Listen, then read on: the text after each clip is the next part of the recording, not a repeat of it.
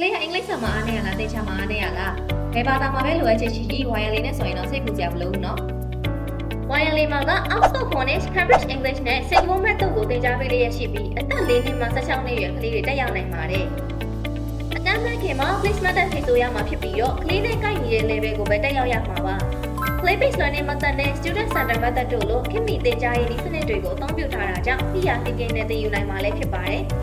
ကလေးရဲ့တက်မြောက်မှုကိုသိရှိနိုင်ဖို့အကြောင်းတိုင်းဆောင်မေးပွဲတွေစစ်ဆေးပေးနေတဲ့အပြင်မိဘဆရာတွေစုံပွဲများကိုလည်းပြုလုပ်ပေးနေရရှိပါတယ်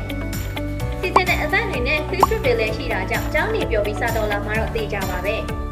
ပုံမှန်အားဖြင့်စနေတနင်္ဂနွေတိုင်းမှာတက်ရောက်ရမှာဖြစ်ပြီးတော့ campus မှာလာတက်လို့ရသလို online class တွေလည်းရှိတယ်နော် promotion တွေနဲ့မောင်နှမတွေတူအပ်နေမှာက3000 cashback ရရှိမဲ့ sibling promotion နဲ့ wireless student 9အတွက် 50% discount ရရှိမဲ့ speaking club promotion တွေလည်းရှိပါတယ်ကလေးရဲ့လိုအပ်ချက်တွေကိုဖြည့်ဆည်းပေးနိုင်ဖို့အသေးစိတ်စုံစမ်းမေးမြန်းခြင်းနဲ့ဆိုရင်တော့အမှတ်64ခွန်ဘုံမင်းရောင်လန်း40ရပ်ကွက်မြောက်ဒဂုံမြို့နယ်မှာလာရောက်စုံစမ်းနိုင်သလိုဖုန်းနံပါတ်3996396622ကိုလည်းဆက်သွယ်စုံစမ်းမေးမြန်းနိုင်ပါတယ်အစကောင်းမှနှောင်းသေးကြဝိုင်းဝိုင်းကြောင်း